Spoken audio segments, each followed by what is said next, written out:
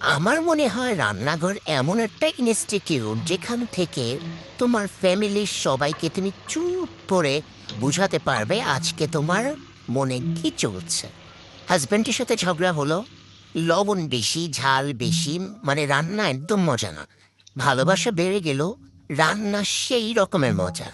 আসলে দিন শেষে প্রত্যেকটা মানুষ চায় সে যেটা ভালোবেসে করতেছে সেটাকে কেউ অ্যাপ্রিসিয়েট করো। রান্নাটা না পারার মধ্যে কোনো বিরক্ত নাই। আমি মনে করি টুকিটাকি সবারই রান্না শেখা উচিত, মেয়েদের বিশেষ করে। কারণ মেয়েরা রান্না করতে ভালোবাসে, প্রিয়জনকে খাওয়াতে ভালোবাসে।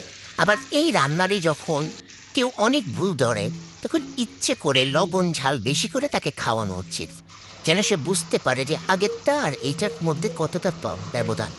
আমাদের সমাজে এমন অনেক মানুষই আছে যাদের জন্য তুমি কলিজা কেটে দিলেও তারা বলবে লবণ কম দিচ্ছে।